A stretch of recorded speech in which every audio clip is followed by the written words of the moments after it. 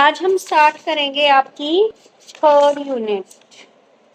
ठीक है, learning, learner and teaching. 14 marks की आपकी ये यूनिट है जिसमें आप पढ़ोगे learning concept and nature, learning knowledge and skill, different ways of learning, meaning of teaching and it's relationship with learning and learner, socialization and learning, understanding influence and factor the shape learner identity, learners in context, situating learning in the psycho-political and cultural context। ठीक है, 14 number की आपकी ये unit है। ठीक है, निकाल लीजिए पेज नंबर 61। लर्निंग, फर्स्ट एक क्वेश्चन है आपका, what do you mean by learning? Learning से आपका क्या अभिप्राय है? एंड नेचर ऑफ लर्निंग या कैरेक्टरिस्टिक्स ऑफ लर्निंग, एक ही बात है, नेचर बोल लो या फिर कैरेक्टरिस्टिक्स बोल लो। लर्निंग क्या होती है बेटा? लर्निंग का मतलब होता है जब आप कोई चीज सीखते हो और जो कोई नई स्किल्स आपने सीखी, ठीक है, और उसके सीखने से आपके बिहेवियर में जो चेंज हुआ, ठीक है, वही क्या कहलाती है? आपकी लर्निंग कहलाती है। ठीक है, ये एक विस्तृत प्रोसेस होती है। व्यक्ति क्या है, जन्म से लेकर मृत्यु तक कुछ ना कुछ क्या है, सीखता ही रहता है। बालक अपने घर से, अपने आस पड़ोस से उनको देखकर चीजें क्या करता है, सीखता है, और उससे उसके बिहेवियर में चेंज आता है। ठीक है, तो जो सीखना है हमारा, वो हमारे वातावरण से डायरेक्ट या इनडायरेक्ट रूप से रिलेटेड होता है। लर्निंग, सीखने की प्रक्रिया, चाहे बच्चा हो चाहे बड़ा हो, उनके बिहेवियर में चेंज करती है। बिहेवियर में चेंज करने का मतलब ये नहीं है कि वो बिल्कुल ऊँट थे और एकदम से अच्छे हो गए, नहीं। बिहेवियर में चेंज करने का मतलब, मान लीजिए आपको मैं ये लर्निंग टॉपिक पढ़ा रही हूँ, ये यूनिट पढ़ा रही हूँ, ठीक है, इसमें मान आपको पहले कुछ नहीं आता, अब मैंने पढ़ा दिया आपको। पढ़ाने के बाद जब आपको इस यूनिट की नॉलेज हो गई, इसी को क्या बोलेंगे, आपके बिहेवियर में चेंज। यानी कि जिस चीज के बारे में आपको पहले बिल्कुल भी नॉलेज नहीं थी, अब उस चीज की आपको नॉलेज हो गई है, तो इट मीन्स आपके बिहेवियर में चेंज हो गया है, वो चीज आपने सीख ली है। ठीक है, तो यहाँ पर आपका अलग अलग लोगों ने लर्निंग के बारे में बताया है। लर्निंग का अर्थ किसी भी व्यक्ति द्वारा कुछ ज्ञान, स्किल और दृष्टिकोण को अधिग्रहण करना। यानी कि कोई भी नॉलेज है, आप उसको एक्वायर कर रहे हो, कोई भी स्किल है उसको आपको करना आ गया है, तो वही क्या कहलाती है, आपकी लर्निंग कहलाती है। ये व्यवहार या ज्ञान में एक स्थायी परिवर्तन है जो अनुभव से उत्पन्न होता है। ये क्या होता है, ये नॉलेज क्या होता है, ये जो नॉलेज आपने ग्रहण की है वो एक लंबे समय से चलती है, और क्या है, आप इससे जो भी एक्सपीरियंस, जो नॉलेज आपने गेन की है, उसका एक्सपीरियंस के जरिए आपने वो नॉलेज गेन की है। यानी कि अपने एक्सपीरियंस के जरिए आपने जो नॉलेज गेन की, और उसके कारण जो आपका ज्ञान था वह फिक्स हो गया। फिक्स होने का मतलब अब आप लंबे समय तक वो चीज आपको याद है, आप भूल नहीं पाए उस चीज को, तो यही क्या है, आपका सीखना कहलाता है। तो अलग अलग लोगों ने क्या है, इसकी अलग अलग डेफिनेशंस दी हैं। जैसे लर्निंग वह प्रोसेस है जिसके द्वारा किसी भी जीव की स्थिति में उपयुक्त रूप से प्रतिक्रिया देने की क्षमता प्राप्त होती है, चाहे वह स्थिति पहले सामने आई हो या ना आई हो। एक ने बोला है लर्निंग एक ऐसी प्रोसेस है जिसके द्वारा व्यक्ति अपनी प्रेरणा को संतुष्ट करने के लिए स्थिति में खुद को अपनाता है, जिससे उसे व्यवहार में इस तरह संशोधित करना पड़ता है कि अवरोध या समस्या को पार कर सके। अनुभव के द्वारा व्यवहार में होने वाले परिवर्तन को अधिगम, ये इजी है। गेट्स की, गेट्स सेवा मनने के अकॉर्डिंग है जो कि एक्सपीरियंस के द्वारा जब आपके बिहेवियर में चेंज होता है तो वही लर्निंग कहलाती है। आपने क्या है, अब मान लीजिए आप लोग 15-20 साल आप तकरीबन सारे के सारे प्लस टू पास आउट करके आए हो, तो 18 साल के तो हो ही, तो 18 साल के एक्सपीरियंस में जो आपने सीखा और उसके कारण आपके बिहेवियर में जो चेंज हुआ, वही क्या कहलाई, आपकी लर्निंग कहलाती है। ठीक है, लर्निंग का मीनिंग क्लियर है? Yes ma'am. ठीक है बेटा, सिर्फ आपको अगर पेपर में आ जाए तो इसमें मीनिंग में बहुत लंबी रामायण लिख रखी है, वो नहीं करना। बस हम जन्म से लेकर मृत्यु तक बहुत सारी चीजें कुछ ना कुछ सीखते रहते हैं, वही लर्निंग है। और जब एक्सपीरियंस के आधार पर हम कोई नई चीज सीखते हैं तो हमारे बिहेवियर में जो चेंज होता है वही चीज हमारी क्या कहलाती है, लर्निंग या सीखना या अधिगम कहलाती है। अब नेचर देखो भाई इसकी कैसी है, प्रकृति कैसी है। सीखने की क्रिया चाहे बच्चा हो चाहे बड़ा हो, सबकी क्या होती है, उसके अंदर मेंटल एक्टिविटी होती है। हाँ जी, हम सोच रहे हैं सीख रहे हैं तो हमारा मेंटल क्या, मेंटल बोल रहे हैं, हमारा माइंड क्या है, काम कर रहा है। अब जैसे मैं आपको पढ़ा रही हूँ तो देखो मैं फिजिकली मैं नहीं टायर्ड होती लेकिन मेंटली बहुत टायर्ड हो जाती हूँ शाम तक पढ़ाते पढ़ाते। ठीक है, तो जब भी आप कोई नई चीज सीखते हो तो वो क्या होती है, उसमें आपकी मेंटल प्रोसेस शामिल होती है। ठीक है, वो आपको इफेक्ट करती है। ये एक ऐसी प्रोसेस है जिसके अंदर आप अपने एक्सपीरियंस या ट्रेनिंग के माध्यम से सीखते हैं और आपके बिहेवियर में वो चीजें दिखती हैं। तीसरी बात क्या है, इंटरेस्ट होना चाहिए आपका सीखने का। अगर आपके अंदर किसी काम को सीखने की रुचि है तभी आप उस काम को सीख सकते हो। अगर आपके अंदर इंटरेस्ट ही नहीं है किसी काम को सीखने का तो आप नहीं सीख सकते। ठीक है, इसमें एग्जाम्पल ले सकते हो आप। मान लीजिए आप कंप्यूटर सीखना चाहते हो तभी आप सीख पाओगे। जबरदस्ती आपको मान लीजिए कंप्यूटर सेंटर भी भेज दिया तभी आप नहीं सीखोगे। क्यों? क्योंकि आपके अंदर इंटरेस्ट ही नहीं है। ऐसे ही क्या, लड़कियों को सिलाई सिखाते हैं पेरेंट्स, ठीक है, कि भाई सिलाई कढ़ाई तो सिखानी चाहिए लड़कियों को। बहुत सारी लड़कियां सीखती हैं और बहुत सारी लड़कियां तो क्या है, कुछ लड़कियां तो क्या है, एक ही महीने में बहुत अच्छी सिलाई सीख जाती हैं और कुछ लड़कियां पूरे 6 महीने जाती हैं फिर भी नहीं सीख पाती। क्यों? क्योंकि उनका इंटरेस्ट नहीं है, घर वाले जबरदस्ती उनको भेज रहे हैं। ठीक है, तो कोई भी सीखने वाली चीज होती है वो आप क्या है, आपकी रुचि होएगी तभी आप क्या है, सीख सकते हो। ठीक है, सीखने की मात्रा और गति उसके सतर सीखने सिचुएशन पर निर्भर करती है। ठीक है, तो ये एक व्यक्ति जो भी सीखता है उसको एसिमुलेट कर लेता है और वह उसकी प्रकृति और सीखने की सार्थकता के आधार पर लंबे समय तक याद रखता है। तो ये सारा क्या है आपका किसके अंदर आता है, नेचर ऑफ लर्निंग। इसमें पैराग्राफ में दे रखी है, आप पॉइंट बना के बता देना। अब आगे बात आती है, आप नेचर समझ में आ गई? Yes, ma'am. ठीक है, उसके बाद बात आती है आपकी करेक्टरिस्टिक्स ऑफ लर्निंग। लर्निंग की क्या विशेषताएं हैं? ठीक है, लर्निंग की क्या विशेषताएं हैं भाई, देखते हैं। लर्निंग क्या है, आपकी लक्ष्य निर्देश तथा संप्रयोजन होता है। यानी कि लर्निंग क्या होती है, आपकी गोल ओरिएंटेड होती है। बिल्कुल जी, गोल ओरिएंटेड होती है। अब आपका गोल है टीचर बनना तभी तो आप सीख रहे हो यहाँ पे, नहीं तो क्यों करते जेबीटी। ठीक है, कोई और कोर्स कर लेते, एमबीबीएस कर लेते।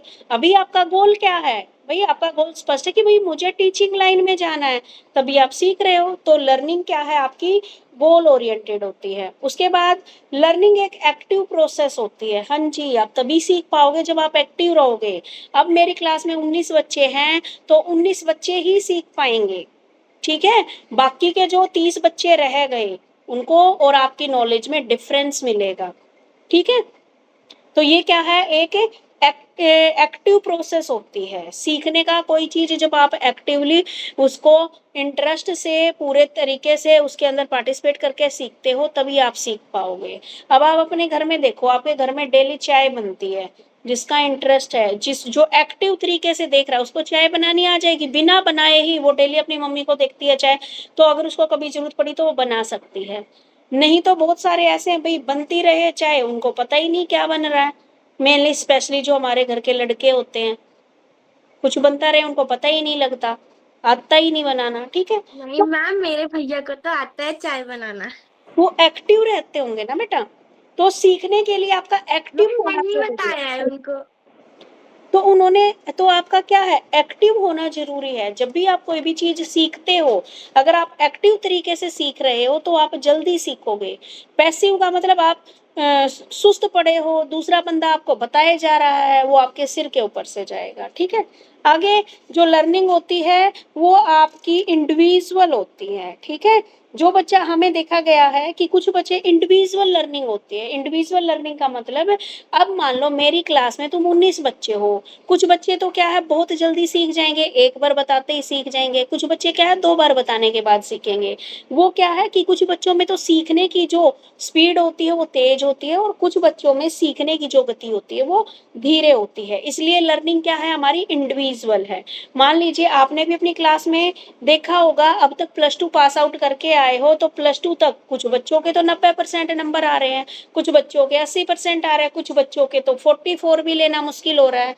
तो वो क्या है, उनकी लर्निंग इंडिविजुअल है। किसी ने क्या है जल्दी सीख लिया और कोई क्या है धीरे धीरे सीख रहा है। तो इसे बच्चे की जो गति है और जो मात्रा है उसमें डिफरेंस आ जाता है। जो लर्निंग होती है वो क्रिएटिव होती है। क्रिएटिव यानी कि आपने चीजों को सीखे आप अपने एक्सपीरियंस के आधार पर, अपनी थिंकिंग के आधार पर आप उसको और क्रिएटिव बना सकते हो। यहाँ पे आपने एग्जाम्पल ले लिया, आपने कोई एक ऐसी चीज सीखी, मान लो किसी ने सिलाई ही सीखी, ठीक है। सिलाई, आज पता नहीं मुझे पूरे दिन से सिलाई वाले ही एग्जाम्पल आ रहे हैं।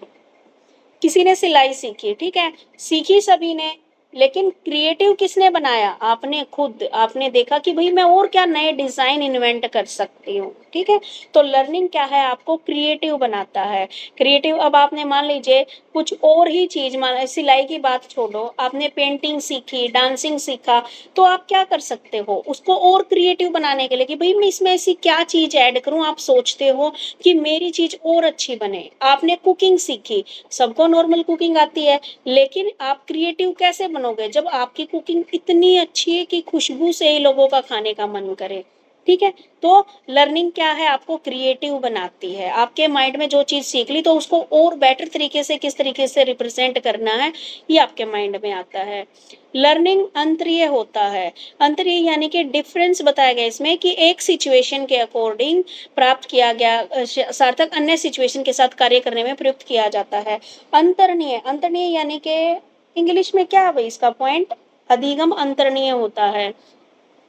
ट्रांसफरेबल होगा शायद ये, कि एक जगह पर चीज सीखी हुई चीज आपको दूसरी जगह पे क्या है काम आ जाती है। जैसे आपने साइकिल सीखा, तो आप जब स्कूटी सीखोगे तो आपको क्या है वो इजीली जल्दी सी समझ जाओगे आप, ठीक है। तो लर्निंग क्या है आपकी ट्रांसफरेबल है, एक सीखी हुई चीज दूसरी चीज में भी क्या है काम आ जाती है। जैसे आप क्या है मैथ में प्लस माइनस सीखते हो, फिर मल्टीप्लाई डिवाइड सीखते हो, और यही चीजें जब आप बड़ी क्लासेस में जाते हो तो वो पीछे सीखी हुई प्लस माइनस मल्टीप्लाई जो टेबल है वो आपकी आगे भी काम आती है आपकी लर्निंग में, ठीक है। तो इस प्रकार क्या है जो लर्निंग वो ट्रांसफरेबल है, यानी कि एक स्तर से दूसरे स्तर तक ये आपको काम आती है। और जिसको मान लीजिए टेबल ही नहीं आते तो उसको आगे कहीं पर मल्टीप्लीकेशन के सम नहीं आएंगे, तो इस प्रकार ये एक दूसरे से इंटर रिलेटेड भी है। क्लियर हो गया?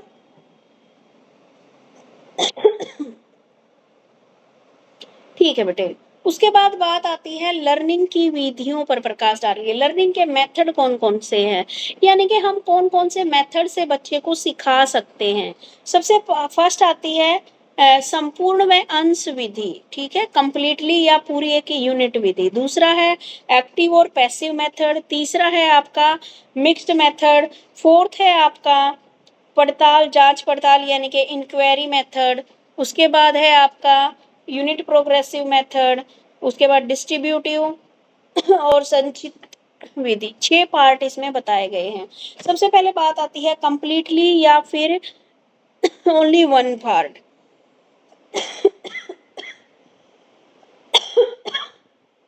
कंप्लीटली में तो क्या होता है भाई, इस मेथड में बच्चे को कंप्लीट चीज एक बार सिखा दी जाती है, ठीक है, और बार बार उस चीज की क्या है प्रैक्टिस करवाई जाती है। और जो आपकी बिल्कुल पार्ट में कोई चीज सिखाई जाती है तो उसमें बच्चे को छोटे छोटे पार्ट में सिखाया जाता है, और जब उसको एक पार्ट याद हो जाता है अच्छे से फिर उसको अगले पार्ट की तरफ लेके जाया जाता है। प्राय एक क्रिया को संपूर्ण रूप से सुयोग्यता के साथ सीखा जा सकता है, न कि अंश विधि के अनुसार। इसमें स्टीफन ये बोलते हैं कि कोई भी काम है उसको हम पूरे को ही सीखते हैं, ऐसा नहीं है कि एक पार्ट को सीख लिया। इनका कहने का मतलब ये है, स्टीफन ये बोलते हैं कि मान लो आप कंप्यूटर चलाना सीख रहे हो, ठीक है, तो खाली सीपीयू को चलाना सीखने से आपका काम नहीं बनेगा, आपको कंप्यूटर के सारे पार्ट्स को चलाना आना चाहिए। यानी कि आपको प्रिंटर से प्रिंट आउट भी निकालने आने चाहिए, आपको पीसी भी ऑन करना आना चाहिए सीपीयू के साथ साथ, ठीक है। तो स्टीफन से बोलते हैं कि हम खाली एक एक पार्ट को ना सीख के हम कंप्लीट सीखते हैं, ठीक है। और कईयों ने बोला है कि भाई हम एक बार सारी ना सीख के हम पार्ट छोटे छोटे पार्ट करके हम उस चीज को सीख सकते हैं। तो इसमें दोनों के बेनिफिट भी दे रखे हैं और दोनों के हानियां भी दे रखी है। ठीक है,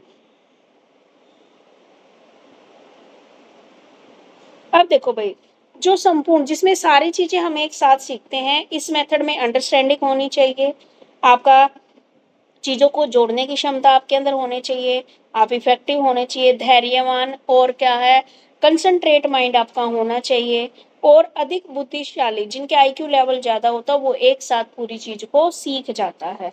आप देखते हो ना, हम छोटे बच्चों को याद कराते हैं, कुछ बच्चे तो ऐसे होते हैं जो एक साथ ही पूरा लेसन लर्न कर लेते हैं, कुछ बच्चे ऐसे होते हैं नहीं मैं तो एक एक क्वेश्चन याद करके सुनाऊंगा मम्मी, ऐसे बोलते हैं। ठीक है, तो वो किस में आता है, कंप्लीट में या पार्सली में। ठीक है, तो कंप्लीटली की हानियां क्या है, उबाऊ होती है, संपूर्णोन्नति में बाधा होती है, जो मंदबुद्धि बालक हैं उनके लिए ये अच्छी नहीं है, डर का विकास कम समय के लिए उचित।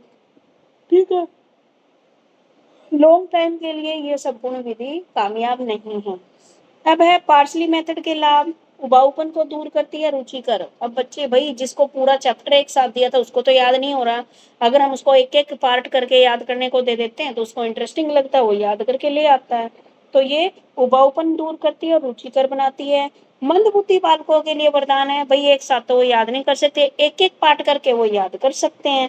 ज्ञान एवं आत्म संतुष्टि की प्राप्ति करती है, कम समय में ही प्रभावकारी होती है, और बच्चे का डर निकल जाता है। डर निकलने का मतलब, पहले पूरे के पूरे क्वेश्चन चैप्टर दिया था उसमें, उसको डर था कि कहीं मैं ना सुना पाऊं, अब उसने बोल दिया भाई मैं तो सर मैं तो ना 2 ही क्वेश्चन याद कर सकता हूँ, तो अब उसका डर गायब हो गया, क्योंकि उसने तो पहले ही बता दिया कि मैं 2 ही क्वेश्चन याद कर सकता हूँ। हानियां क्या है, भाई व्यर्थ और अनावश्यक संयोजन होता है, रट्टा प्रवृत्ति को प्रोत्साहन मिलता है, बुद्धिमान बच्चों के लिए ये उपयोगी नहीं है, कम प्रभावशाली है, और अधिक प्रयत्न की इसमें आवश्यकता होती है। तो ये बताई गई है आपकी संपूर्ण और अंश विधि। कंप्लीटली आपको सीखना है या पार्शली मेथड से आपको सीखना है, तो कंप्लीटली और पार्शली मेथड क्लियर है यहाँ तक, यस मैम। और बाकी बच्चों को? Yes ma'am. ठीक है, तो उसके बाद आते हैं हम एक्टिव और पैसिव मेथड। एक्टिव सक्रिय विधि, जिसमें जो लर्नर होता है वो बोल बोल कर सीखता है, और जो आपकी पैसिव मेथड होता है उसमें लर्नर बोल बोल कर नहीं अपितु मन मन में पढ़ के सीखता है। ठीक है, ये 2 बातें बताई गई हैं। एक्टिव में बोल बोल कर, मेरी तरह मैं बचपन से आज भी मैं बोल बोल के याद करती हूँ, और कुछ बच्चों को क्या होता है वो मन मन में याद करते हैं। तो गेट्स ने बोला है यहाँ पर, जब बाह्य वातावरण में ध्यान को विचलित करने वाले कारक विद्यमान होते हैं तो उस समय सक्रिय विधि अधिक उपयोगी होती है। यानी कि जब आपके ज्यादा शोर शराबा और कुछ यानी कि डिस्टरबेंस क्रिएट करने वाले कारक है, तो आपको बोल बोल के अपना काम कंप्लीट करना चाहिए। ठीक है, और जब आपके पास शांत इन्वायरमेंट है तो आपको मन मन में आपको चीजों को याद करना चाहिए। ठीक है, तो सक्रिय विधि ना तो पैसिव मेथड से अधिक लंबे समय तक चलता है और जल्दी याद होता है, जबकि उसमें रट्टा प्रवृत्ति का बढ़ावा मिलता है। जो आप सक्रिय मेथड है, जो बोल बोल कर याद कर रहे हो, मतलब उसमें आपको रट्टाफिकेशन को बढ़ावा मिलता है और आप अधिगम कम समय तक याद रहता है, और जब आप मन मन में याद करते तो वो चीजें आपको क्या है, लंबे समय तक याद रहती है। भाई अब हमारी क्लास में ऐसे ऐसे महान बच्चे हैं, किसी को तो बोल बोल के याद होता है, मन मन में, मेरे जैसे महान बच्चे तो मन मन में याद करते करते मन मन में पता नहीं कौन सी एरोप्लेन में बैठ जाते हैं। ठीक है, तो तुम्हारी क्लास में भी होंगे ऐसे महान बच्चे। Okay ma'am. मिश्रित व मध्यस्थ विधि। इस विधि का आरंभ संपूर्ण विधि से होता है। संपूर्ण विधि में बच्चा विषय सामग्री को समग्र रूप से पढ़ता है। सारी विषय सामग्री में जो कठिन भाग होता है विद्यार्थी उसे बार बार दोहराने की कोशिश करता है। जब सभी प्रकार की सामग्री एक जैसी हो जाती है तो विद्यार्थी पुनः संपूर्ण विधि का सहारा लेता है। मनोवैज्ञानिक इस मिश्रित विधि को, जो कि संपूर्ण व अंश विधि का मिश्रण है, सर्वोत्तम व श्रेष्ठ मानते हैं। इसमें विद्यार्थी विषय सामग्री को कम से कम समय में तथा पूर्ण रूप से ग्रहण करता है। इसमें क्या बताया गया है बेटे, कि जो आपकी मिक्स मेथड है इसमें आप जो पहले वाला मेथड था ना संपूर्ण और अंश विधि दोनों का आप इसमें यूज कर रहे हो। बच्चा पूरा का पूरा अपने सिलेबस को देखता है, सिलेबस में वो ये देखेगा कि मेरा सबसे डिफिकल्ट वाला पार्ट कौन सा है, ठीक है, और जो डिफिकल्ट वाला है उसको बच्चा क्या है बार बार रिवाइज करेगा, बार बार रिवाइज करेगा तो वो चीजें उसको लर्न हो जाएगी। इस प्रकार वह पूरा सिलेबस भी करता है और जो डिफिकल्ट चीजें हैं उनको एक एक करके याद करता है। तो इस प्रकार उसकी जो ये जो मेथड है ये श्रेष्ठ माना गया है क्योंकि कम समय लगता है। पड़ताल विधि। पड़ताल का अर्थ है अच्छी तरह जांच परख करके याद करना। इस विधि में बच्चा संपूर्ण या अंश विधि का प्रयोग करके विषय सामग्री को याद करता है। जब उसे याद हो जाता है तो वह स्वयं जांच परख करता है और अपने आप को सुनता है। जो भी उसने पढ़ा है यदि वह कुछ भूल जाता है तो उस विषय सामग्री को फिर से देखता है, याद करता है और फिर उसका स्मरण करता है। व्यक्ति जो कुछ भी याद करता है या समझता है उसकी समय समय पर पड़ताल करता रहता है, इसलिए इसी पड़ताल विधि कहते हैं।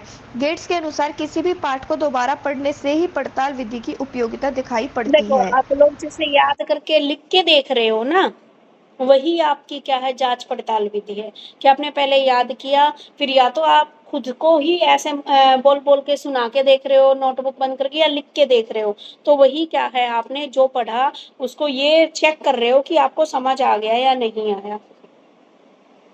पड़ताल विधि के गुण। यह एक निर्धारित कार्य लक्ष्य को लेकर चलती है। परीक्षा की तैयारी के लिए सर्वोत्तम विधि है। विद्यार्थी की कार्य के प्रति सक्रियता को दर्शाती है। पड़ताल विधि विद्यार्थी के दृष्टिकोण, ज्ञान, सूझबूझ व आत्मसंतुष्टि का अर्थ प्रदान करती है। विद्यार्थी की गलतियों को बार बार ठीक करके उसमें संशोधन करते हुए शुद्धता प्रदान करती है। विद्यार्थी को उबाऊपन नहीं होता। जब विद्यार्थी स्वयं जांच पड़ताल कर लेता है तो थकता नहीं है और अत्यंत रुचि के साथ विषय सामग्री को पढ़ता है। बार बार पढ़ने पर भी उसे बोरियत नहीं होती। दोष। शुरुआत में ही यह विधि रुचिकर लगती है। यदि समय अत्यधिक हो जाए तो विद्यार्थी को इस विधि के प्रति निष्क्रियता को दर्शाती है। बार बार पढ़ने पर यदि विद्यार्थी उस कठिन विषय सामग्री को याद नहीं कर पाता तो वह हतोत्साहित हो जाता है। पड़ताल विधि त्रुटिपूर्ण विधि है। जांच पड़ताल विधि से याद करने के लिए व्यक्ति को अधिकतम समय चाहिए। क्या बताया भाई पड़ताल विधि के मेरिट क्या क्या है, ये क्या है आपको सबसे पहले एक टारगेट लेके चलना पड़ता है कि भाई आज मुझे इतना तो पढ़ना ही पढ़ना है, इतना तो याद करना ही करना है। परीक्षा की जब हम तैयारी करते हैं उस टाइम पे ये बेस्ट मेथड है क्योंकि आप याद भी कर रहे हो फिर लिख के भी देख रहे हो, यानी कि साथ साथ आप अपना इवेल्युएशन भी कर रहे हो, ठीक है। ये क्या है किसी विद्यार्थी की एक्टिवनेस को दिखाती है, ठीक है। आगे ये जो मेथड है ये विद्यार्थी की क्या दृष्टिकोण है, कितनी नॉलेज है, ठीक है, और कितनी उसे आत्म संतुष्टि हुई है कि हाँ मुझे क्या है ये याद हो गया। जब हम लिख के देख लेते तो हमें थोड़ी संतुष्टि सेटिस्फेक्शन हो जाता है कि हाँ भाई अब तो याद हो गया। विद्यार्थी को उबाऊपन नहीं होता है। जब विद्यार्थी स्वयं जांच पड़ताल कर लेता है तो थकता नहीं है और अत्यंत रुचि के साथ विषय सामग्री को पढ़ता है और बार बार पढ़ने पर भी उसे बोरियत नहीं होती है, ठीक है। तो बार बार भी पढ़ेगा क्योंकि क्या एक बार पढ़ रहा है एक बार लिख के देख रहा है तो उसको बोरिंग नहीं होता वो। दोष क्या होता है, स्टार्टिंग में तो ये इंटरेस्टिंग लगती है लेकिन जैसे जैसे समय ज्यादा होता जाता है बच्चा इससे क्या हो जाता है ऊब जाता है। भाई बार बार लिखना, पढ़ने पहले याद करना फिर लिखना, हर एक सब्जेक्ट का लिखना याद करना, टाइम ज्यादा लगता है बच्चे का, ठीक है। तो वो हतोत्साहित हो जाता है क्योंकि बार बार पहले क्वेश्चन याद किया फिर लिख के देख रहा है तो इतनी देर में तो क्या बच्चा दूसरा सब्जेक्ट का लर्न कर सकता है, तो बच्चे को क्या है ये मुश्किल लगने लग जाती है। व्यक्ति में अधिकतम समय चाहिए, बस यही 2-3 बातें बता रखी हैं। नेक्स्ट अंश अंश प्रगतिशील विधि। पंचटीन ने अंश प्रगतिशील विधि को संपूर्ण विधि या अंश विधि के नाम विधि से कहीं अधिक बेहतर माना है। यह विधि अंश व संपूर्ण विधि का मिला जुला संयोग है।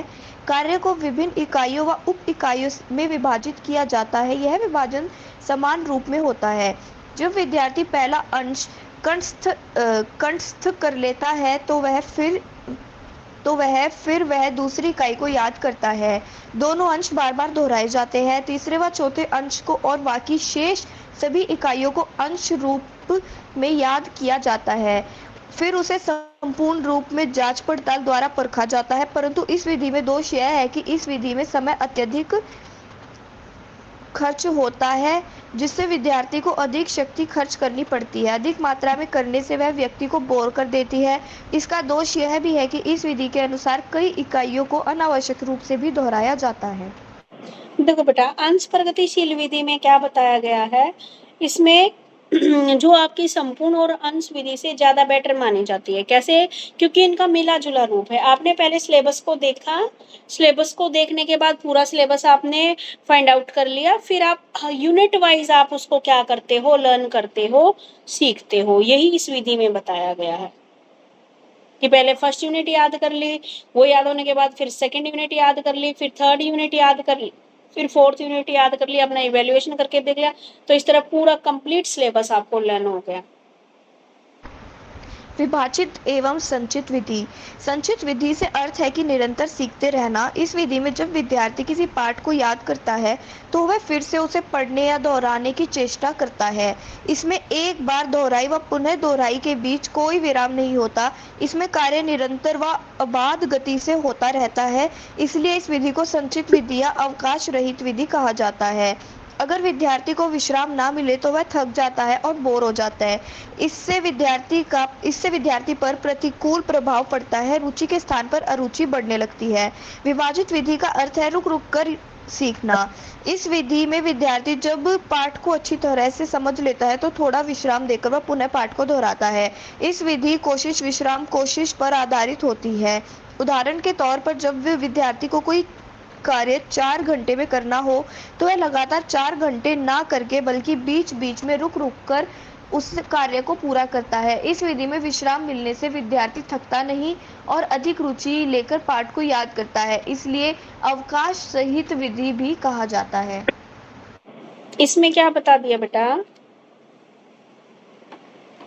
पाठ को याद करता है, फिर पढ़ने की चेष्टा करता है, एक बार दोहराई। इसमें क्या है, कोई विश्राम नहीं होता है, लगातार कार्यगति होती रहती है। संचित विधि अवकाश रहित विधि कहते हैं। विश्राम न मिलने से वह थक जाता, बोर हो जाता है, विद्यार्थी प्रतिकूल और रुचि के साथ रुचि बढ़ने लगती। अब इसने बोल दिया, एक तो होता है बेटा संचित विधि। संचित विधि में ये बताया, इसने दो तरह की विधि बताई है कि विभाजित विधि और एक है संचित विधि। संचित में बता दिया कि कंटिन्यूअसली हम सारे सब्जेक्ट का सोचते हैं कि एक ही साथ सारा काम याद कर लें। जैसे बच्चे ट्यूशन पे जाते हैं ना, सोचते 2 घंटे में हम सारा काम कंप्लीट कर लें, फिर हमें बुक ही ना उठानी पड़े। ठीक है। एक होती है विभाजित विधि, जिसमें बच्चा रुक रुक कर याद करता है। रुक रुक कर याद करने का मतलब हर एक 40 मिनट में या 1 घंटे में क्या है, ब्रेक ले लेता है, 10 मिनट का, 15 मिनट का। तो ये होती है आपकी विभाजित विधि। अब इसके क्या है, कुछ गुण या दोष बताए हैं। जैसे जब हम अवकाश देकर सीखी गई सामग्री को आसानी से दोहरा सकते हैं, थोड़ा विश्राम मिलता है तो बच्चा क्या है, बोरियत महसूस नहीं करता, थकावट नहीं होती है, फिर अगली बार वह फिर इंटरेस्ट लेके पढ़ेगा। ठीक है। अधिक शक्ति के साथ कार्य करेगा। और ये जो मंद बुद्धि वाले बच्चे हैं उनके लिए ये उपयोगी है। लंबे समय तक हम काम कर सकते हैं। रटन हेतु यह विधि उपयोगी है। ठीक है। अब आप देखो, अगर कंटिन्यूअसली आप सुबह से शाम तक पढ़ रहे हो तो क्या आप पढ़ पाओगे? अगर आपको Yes, ma'am. रेस्ट नहीं मिलेगा तो हम नहीं पढ़ सकते। आप कितने दिन, आप 2 दिन पढ़ पाओगे, 3 दिन पढ़ पाओगे कंटिन्यूअसली? ठीक है। तो कई बच्चों की तो ऐसा होता है कि वो कंटिन्यूअसली पढ़ जाते हैं, लेकिन कई बच्चे ऐसे होते हैं जिनका IQ लेवल कम होता है, वो बीच में थोड़ा थोड़ा क्या लेते हैं, रेस्ट लेके पढ़ते हैं। ठीक है। अब इसके दोष क्या है भाई, समय ज्यादा लगता है। अगर आप बीच बीच में बार बार रेस्ट ले रहे हो तो इसमें आपका सिलेबस नहीं हो पाएगा, आप पूरी तरीके से याद नहीं कर पाओगे। मानसिक विकास हेतु विधि ये बाधा है। केवल मंद बुद्धि बच्चों के लिए ये उपयुक्त है, जो जिनका IQ लेवल ज्यादा है वो उनके लिए ये उपयुक्त नहीं है। ये विधि रटन प्रवृत्ति को बढ़ावा देती है और लंबे समय तक हमारी सामग्री को संचित नहीं रख सकती, क्योंकि हम आधा घंटा पढ़े, फिर आधा घंटा फोन देख रहे हैं, फिर आधा घंटा पढ़े, फिर आधा घंटा फोन देख रहे हैं। तो इस प्रकार क्या है, ये रटने की प्रवृत्ति को बढ़ावा देती है।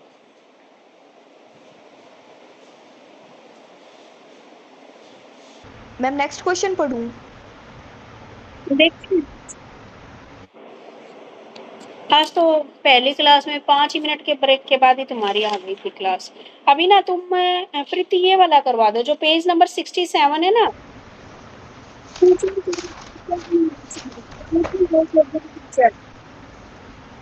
मैम अच्छे शिक्षक के गुण वाला।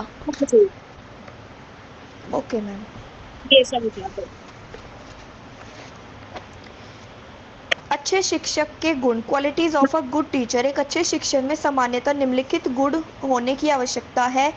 अच्छे शिक्षक को कार्य के प्रति उत्साहित होना चाहिए व अपने ज्ञान को विकसित करते रहना चाहिए। तो इस क्वेश्चन में ना हमें ये बताया गया है कि जो एक अच्छा टीचर होता है, गुड टीचर होता है, उसके अंदर क्या क्या क्वालिटीज़ होनी चाहिए। तो जो एक अच्छा शिक्षक होता है, जो वो काम करता है, उसके लिए वो उत्साहित होना चाहिए। मतलब वो अपने ज्ञान को विकसित, उसको ना मतलब बहुत ज़्यादा कॉन्फिडेंस होना चाहिए अपने काम पे। वो ज़्यादा से ज़्यादा मतलब एक्टिव रहे अपने काम पे, और उसको ना अपने ज्ञान को विकसित करते रहना चाहिए। वो अपने ज्ञान को बढ़ावा दे, जिससे जो बाकी स्टूडेंट्स हैं उनके अंदर भी कॉन्फिडेंस आए पढ़ने का। अच्छे शिक्षक में धैर्य व सहनशीलता होनी चाहिए। वो जो अच्छा शिक्षक होता है वो बहुत ही शांत होना चाहिए। मतलब ये नहीं कि किसी स्टूडेंट ने कोई क्वेश्चन पूछा, वो उसके ऊपर गुस्सा करने लग गया कि मैं नहीं बताऊंगा, तुम्हें ये बात भी समझ नहीं आती। उसको अच्छी तरीके से तो आंसर करना चाहिए क्वेश्चंस का, और बहुत ही शांत और सहनशीलता होनी चाहिए उसके अंदर। उसकी वेशभूषा सादा तथा स्वच्छ होनी चाहिए। जो उसका जो ड्रेसिंग सेंस है वो बहुत ज़्यादा सिंपल होना चाहिए। यूँ नहीं है कि टीचर बहुत ज़्यादा फैंसी कपड़े पहन के आ रहा है, हेयर स्टाइल बना के आ रहा है, तो जो स्टूडेंट्स हैं वो भी डिस्ट्रैक्ट होंगे, और जो टीचर है जो पढ़ा रहा है वो भी डिस्ट्रैक्ट होगा अपने लुक की तरफ। वो बार बार यही चेक करेगा कि मेरा लुक तो नहीं ख़राब हो गया, क्या मेरे बाल तो नहीं बिगड़ गए, या मेरी ड्रेस गंदी तो नहीं हो गई। तो जो अच्छा टीचर होता है, जो उसका जो ड्रेसिंग सेंस है वो बहुत ज़्यादा सिंपल और साफ होना चाहिए। एक अच्छे टीचर की जो लैंग्वेज है बहुत ज़्यादा कोमल होनी चाहिए, शिष्ट व प्रभावकारी होनी चाहिए। उसकी जो लैंग्वेज है उसके अंदर अच्छे तरीके से, मतलब एक तो प्यार भरी होनी चाहिए उसकी लैंग्वेज, बहुत ज़्यादा शांत होनी चाहिए। उसकी जो लैंग्वेज है उसके अंदर वो ऐसी होनी चाहिए कि बच्चों को वो बोलते ही समझ में आए। मतलब ज़्यादा तेज़ तेज़ ना बोले, एक प्रभावकारी होनी चाहिए जो बच्चों पर प्रभाव डाले। उसमें आत्मविश्वास व स्वाभिमानी जैसे गुण विद्यमान होने चाहिए।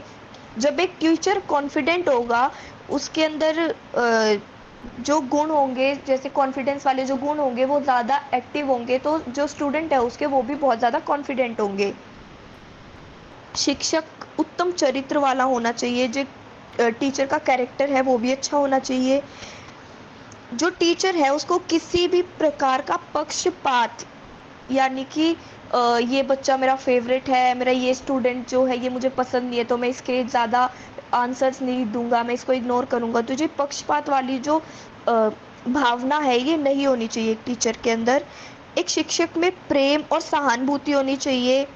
शिक्षक को अपने विषय में पारंगत होना चाहिए। जो एक टीचर का जो विषय है वो उसके अंदर वो मतलब बहुत अच्छी तरह उसको या तो वो लेसन प्लानिंग करके आए जिससे कि वो अच्छी तरह अपने टॉपिक को समझा सके, और जो उसका जो खुद का सब्जेक्ट है उसके अंदर ही वो बहुत ज़्यादा कॉन्फिडेंट होना चाहिए, वो एक पारंगत होना चाहिए जिससे कि वो अच्छी तरह स्टूडेंट्स को पढ़ा सके।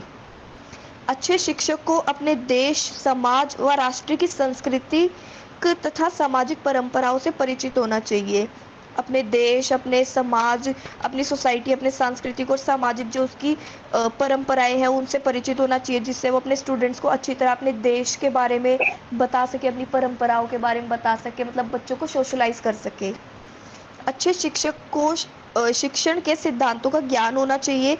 वह उन्हें व्यवहार में लाने का कौशल भी होना चाहिए। इसमें वही बात है कि जो एक अच्छा टीचर होता है उसके जो शिक्षण, उसको ना मतलब अपने टीचिंग के सिद्धांतों का ज्ञान होना चाहिए। मतलब कि उसने जैसे ये एक टीचर ने अपने स्टूडेंट को उसके व्यवहार में भी लाना, मतलब उसको अच्छी हैबिट सिखाना, उसको कोऑपरेशन सिखाना, मतलब वो कैसे एक दूसरे की हेल्प कर सकते हैं। ये सारे गुण जो है ये एक स्टूडेंट के अंदर एक टीचर ही ट्रांसफ़र करता है, तो टीचर के अंदर भी खुद भी होने चाहिए। एक शिक्षक में नेतृत्व के गुण होने चाहिए। एक टीचर ऐसा होना चाहिए कि जो बच्चों को अच्छी तरह से देख सके, उनको संभाल सके, मतलब वो एक एक बच्चे पर अच्छी तरीके से नज़र रख सके, वो किसी भी स्टूडेंट को इग्नोर ना कर पाए। अच्छे शिक्षक में कक्षा को नियंत्रण में रखने की क्षमता होनी चाहिए। एक जो गुड टीचर होता है वो अपनी जो क्लास होती है उसकी वो उसको कैसे कंट्रोल में रख सकता है, उसके अंदर ये गुण भी होना चाहिए। जो एक गुड टीचर होता है, जो उसका व्यक्तित्व है, जो उसकी पर्सनैलिटी है वो गंभीर व दूरदर्शी होनी चाहिए।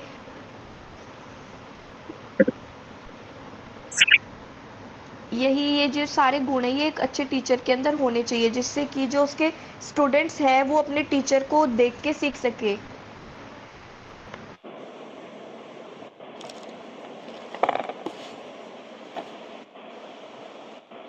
वेरी गुड बेटे, बिल्कुल इजी था ये पॉइंट। सबको क्लियर हो गया ना? Yes, ma'am.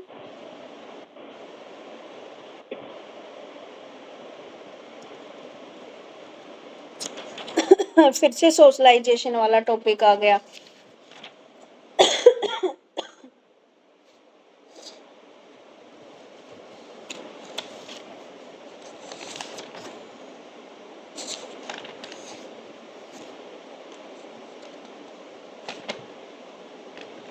अब प्रीति ये स्किल वाला क्वेश्चन पढ़ दो, ज्ञान वाला स्किप करके स्किल वाला पढ़ दो।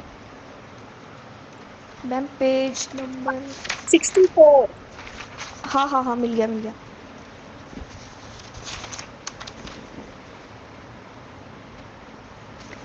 कौशल से आप क्या समझते हैं? कौशल प्राप्ति के तरीकों अथवा विधियों पर प्रकाश डालिए। तो कौशल का अर्थ, मीनिंग ऑफ स्किल्स, व्यक्ति को जो भी करना या सीखना होता है उसे कौशल द्वारा ही किया या सीखा जा सकता है। विभिन्न कौशलों का विकास और सुधार नई नई तकनीकों द्वारा प्रदत्त पथ प्रदर्शन द्वारा किया जाता है। इन कौशलों के अभाव का अर्थ है पिछड़ापन और सक्रियता में अरुचि का होना।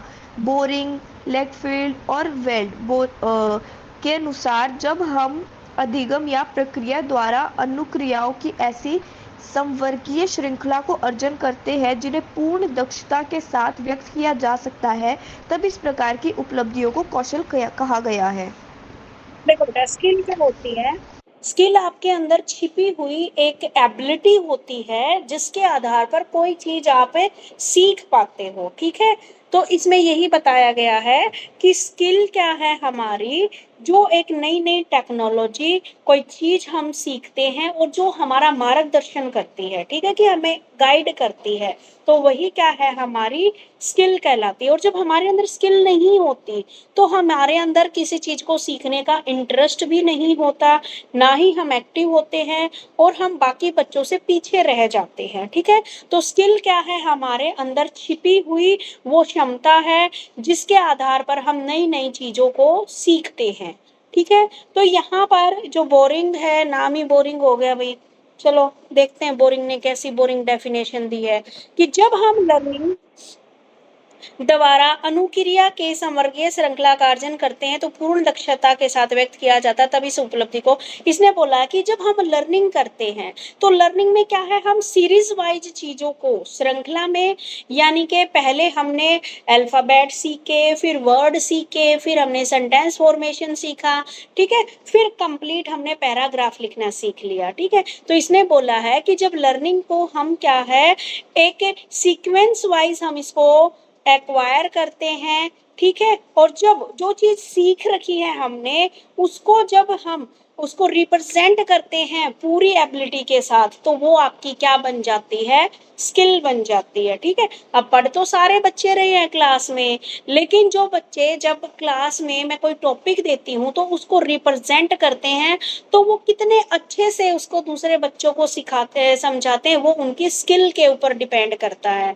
कि वो कितनी एबिलिटीज है उनके अंदर, ठीक है? कोई बच्चा तो क्या है, बहुत अच्छे से टीचर से भी अच्छे तरीके से समझाता है, कोई बच्चा जस्ट रीडिंग करके चला जाता है, तो ये क्या है, उसकी स्किल है, ठीक है? समझ में आ गया?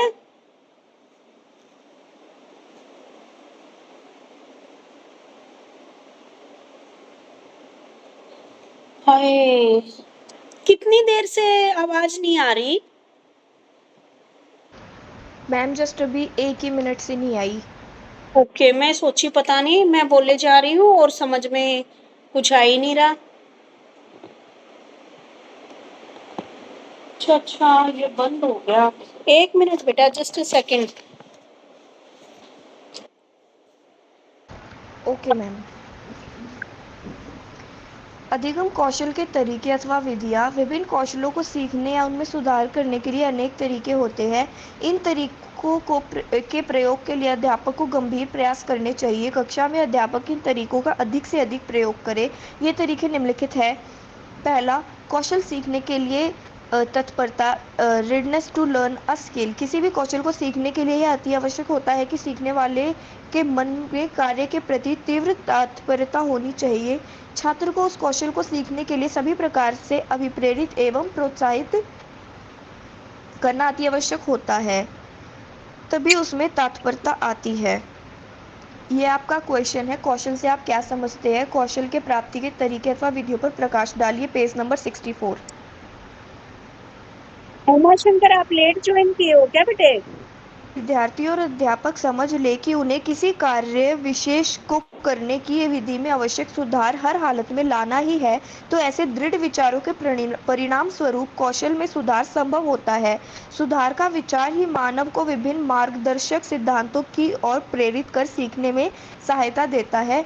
कई बार तो छात्र सहायता की अपेक्षा करता है, तब अध्यापक का यह महत्वपूर्ण कार्य होना चाहिए कि वह छात्र की सहायता करे। शिक्षण के स्थानांतरण के सिद्धांत का प्रयोग, use of principle of transfer of training. जब भी कोई नया कार्य किया जाता है तो उस कार्य को करते या सीखते समय उसी कार्य से संबंधित पूर्व या पिछले अनुभव बहुत ही सहायक और पथ प्रदर्शक होते हैं तथा टेबल टेनिस में अर्जित अभ्यास बैडमिंटन के खेल को सीखने में सहायक होता है। निरंतर अभ्यास करना, कांस्टेंट प्रैक्टिस। अगर किसी कौशल को सीखने या उसमें सुधार लाना है तो उस कौशल को के लगातार अभ्यास की ज़रूरत होती है। उस कौशल को केवल सुनने, देखने या पढ़ने से नहीं सीख सकते। शीघ्र सीखने के लिए अभ्यास का क्रम तथा समय शिक्षा के स्तर के साथ साथ बदलते रहते हैं। कठिन एवं जटिल कौशलों को सीखने के लिए अधिक अभ्यास की ज़रूरत होती है, जबकि साधारण कौशलों को सीखने के लिए कम अभ्यास की। उचित अधिगम विधि का प्रयोग, use of proper learning method.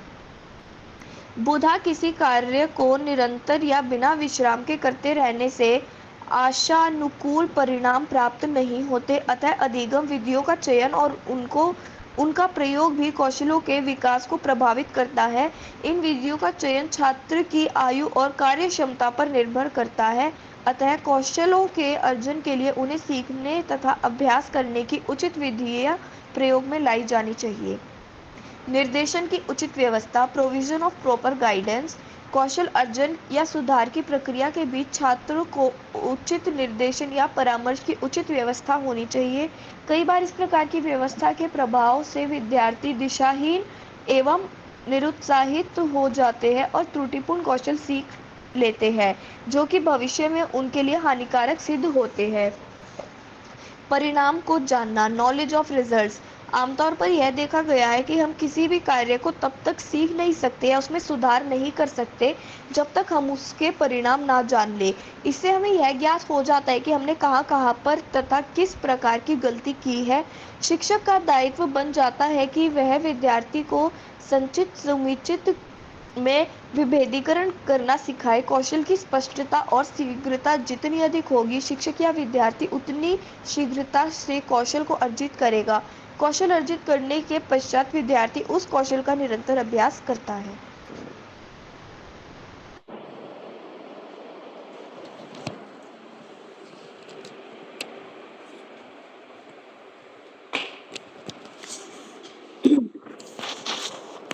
देखो बेटा, क्या बताया गया है कि आप अपनी स्किल्स को डेवलप करने के कौन कौन से मेथड अपना सकते हो। ठीक है, कि अपनी स्किल आपकी क्या है, डेवलप हो जाए, उसमें सुधार हो जाए। ठीक है, इसके लिए इन्होंने बताया है, एक तो readiness to learn a skill. आपको रेडी होगे तभी आप किसी स्किल को डेवलप कर सकते हो। रेडीनेस के एक एग्जांपल में ये है कि मान लीजिए आप एक घोड़े को पानी पिलाना चाहते हो, अगर वो रेडी होएगा ना तभी वो पानी पिएगा, नहीं तो तालाब के पास जाकर भी वो क्या है, खड़ा रहेगा। ठीक है, तो कौशल सीखने के लिए पहले आपका रेडी होना जरूरी है। कोई भी स्किल है, अगर आप दिल से किसी चीज को सीखना चाहते हो, आपके मन के अंदर से आवाज मुझे सीखनी है, तब आप उस चीज को सीखते हो। ठीक है। दूसरी बात बताई गई है इंटरेस्ट, आपका इंटरेस्ट भी होना चाहिए उस चीज को सीखने के लिए। क्या है, टीचर क्या है, जस्ट आपको गाइडलाइंस दे सकता है। अगर आपका इंटरेस्ट होगा तो वो चीज आपके लिए अच्छी हो जाएगी।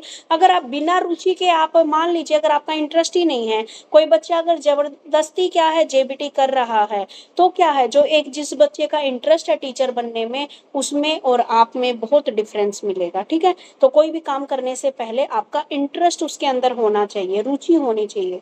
आगे है use of principle of transfer of training, कि ट्रेनिंग का सिद्धांत में इसमें बताया गया है। जब भी आप कोई नया कार्य करते हो या सीखते हो, तो आपका जो पिछला एक्सपीरियंस है उस काम से रिलेटेड, वो आपके लिए एक गाइडलाइंस का काम करता है, गाइडलाइंस का काम करता है। ठीक है, जैसे मान लीजिए आपने पहले, अब आप स्कूटी सीखना चाहते हो, तो आपने साइकिल चलाना ऑलरेडी आता है, बचपन में आपने चलाई थी साइकिल, तो आप क्या है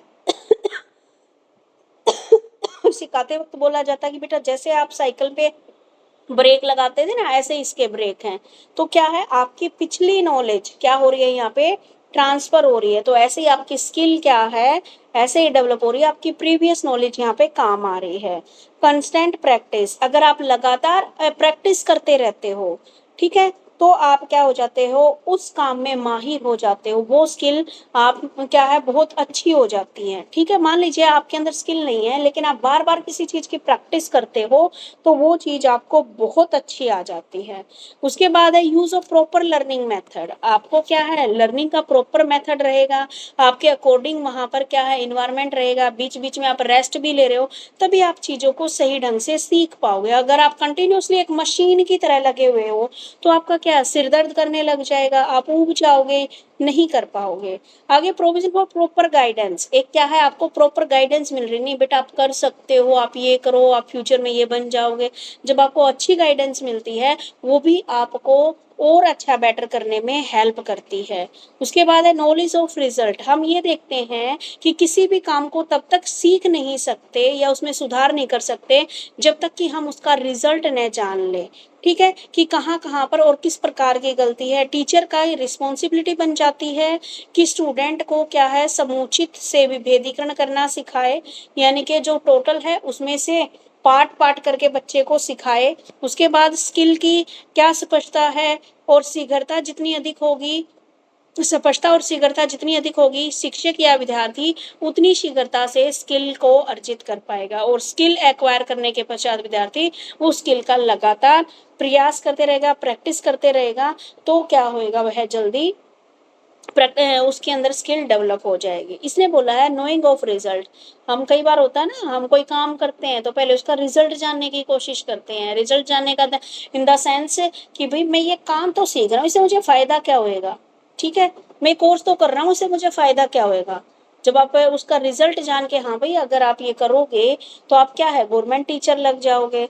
ठीक है, आपने ये रिजल्ट जान लिया, तो अब क्या है, आप उस चीज को सीख रहे हो, तो वो भी आपकी स्किल को डेवलप करने में हेल्प करता है। तो ये था आपका स्किल वाला टॉपिक। अब इसमें एक ही क्वेश्चन छोड़ दिया है मैंने, ये नॉलेज वाला। नॉलेज क्या है, ज्ञान क्या है, ज्ञान प्राप्ति के विभिन्न तरीकों और विधियों का वर्णन कीजिए। ठीक है, अब ना मंडे को करेंगे। समझ में आ गया ये वाला स्किल वाला? Yes, ma'am. Yes ma'am.